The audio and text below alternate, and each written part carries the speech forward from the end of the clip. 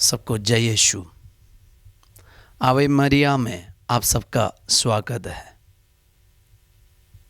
सच में इन दिनों हम बहुत सारे आशीष माता मरिया की मध्यस्थ द्वारा पाते हैं, अनुभव करते हैं। हमारे परिवार में जब हम ईश्वर का वचन सुनते हैं, ये हमारे परिवार के लिए, हमारे जीवन के लिए आशीष का कारण बन जाते हैं। और लोग ऐसे रेस्पॉन्ड करते हैं कि फादर जी वचन के द्वारा अब माता मरियम के बारे में इतना ज्ञान देते हैं, तो सच में ये स्वर्ग का एक गिफ्ट है। और आज ये गिफ्ट को समझ गए एक व्यक्ति के बारे में, और उन्होंने कहा वचन के बारे में हम मन चिंतन करेंगे। संत लूकस का सुसमाचार अध्याय 1 वचन 42 में लिखा है, आप नारियों में धन्य है और धन्य है आपका गर्भ का फल। पिता ईश्वर की महिमा, यीशु की उपस्थिति और पवित्र आत्मा की शक्ति सच में मरियम को धन्य बना दिया। और यीशु की उपस्थिति और पिता की महिमा, पवित्र आत्मा की शक्ति, ये तीनों के साथ जब मरियम एलिसबत के घर गए और एलिसबत यही सौभाग्य को और यही आशीष को जब अनुभव किया, उनको अपना मुंह को बंद नहीं कर पाए।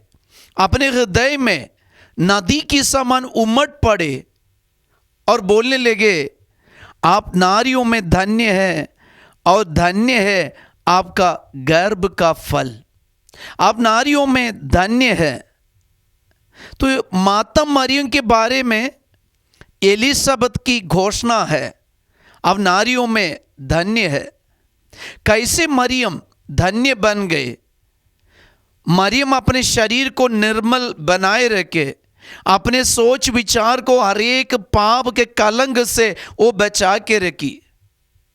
इसलिए आज यीशु को जन्म लेने के लिए अपना शरीर, अपना जीवन अर्पित किए।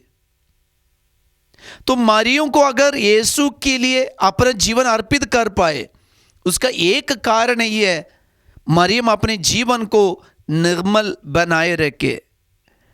हम देखते हैं मरियम अपने सोच में, विचार में, कर्म में, अपने शरीर में, अपनी भाषा में, अपनी रिश्ता में यही पवित्रता हमेशा लबालब बनाए रखे।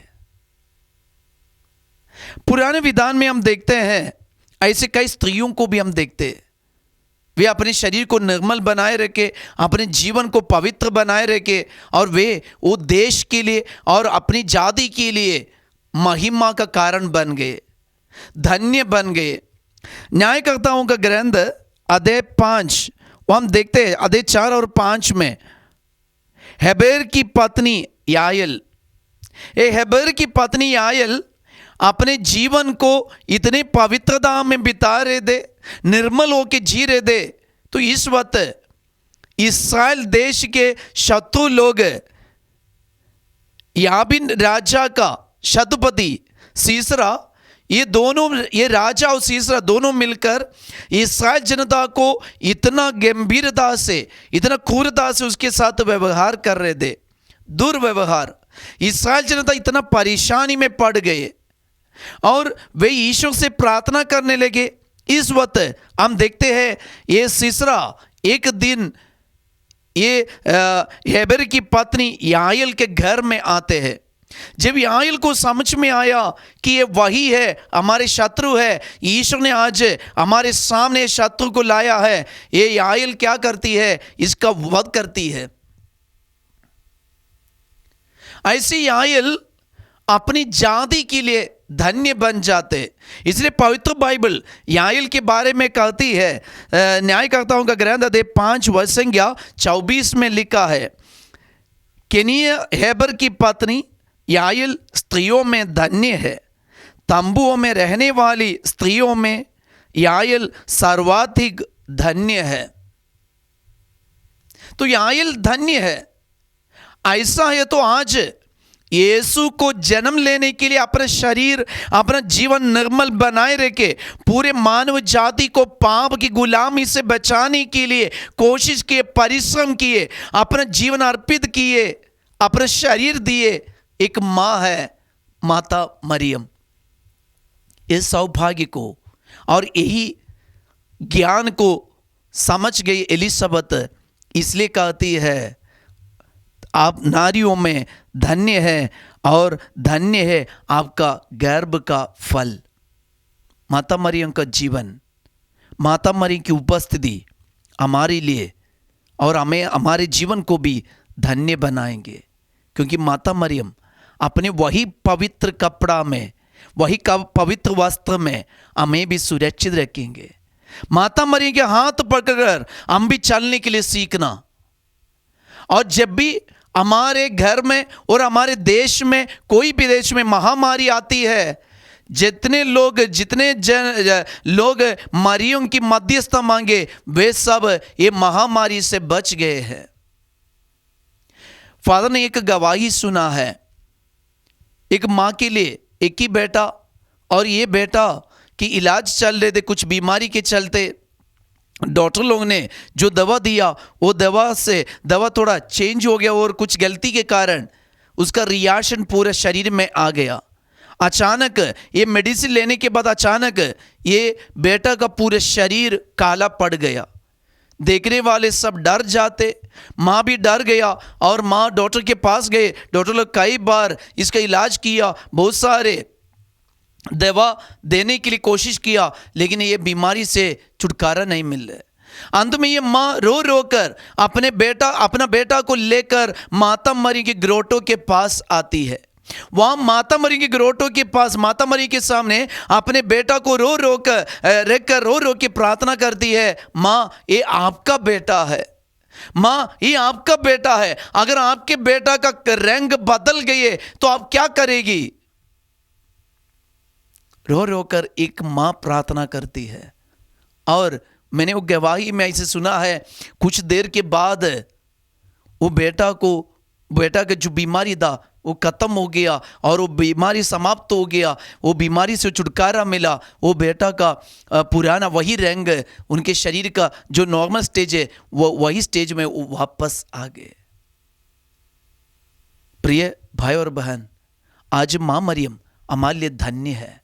अगर हम अपने जीवन में, अपने कर्म में हम धन्य बनना चाहते, हम अपने बुलाहट में धन्य बनना चाहते, मरियम के साथ रहना, मरियम के साथ चलना, क्योंकि मरियम हमें, माता मरियम हमें यीशु के पास ले जाएंगे। यीशु की उपस्थिति हमें धन्य बनाएंगे, पिता की महिमा हमें धन्य बनाएंगे, पवित्र आत्मा की शक्ति हमें धन्य बनाएंगे।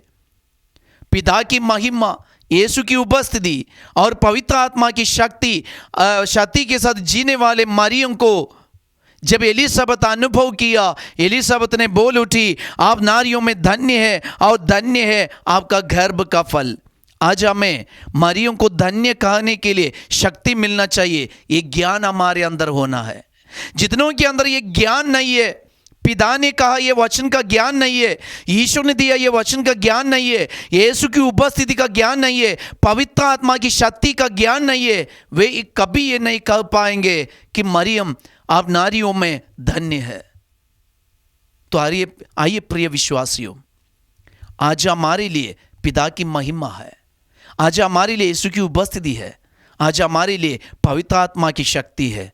वही शक्ति के साथ मिलकर, यीशु की उपस्थिति के साथ मिलकर, पिता की महिमा के साथ मिलकर हम भी मरियम को यही बताएंगे, आप नारियों में धन्य है और धन्य है आपका गर्भ का फल। हमारे घर में, हमारे परिवार में, हमारे जीवन में माता मरियम द्वारा और भी बहुत सारी आशीष और चंगाई मिलते रहे। फादर, उसी के लिए प्रार्थना करते, पिता, पुत्र और पवित्र आत्मा के नाम पर, आमीन। जय यीशु।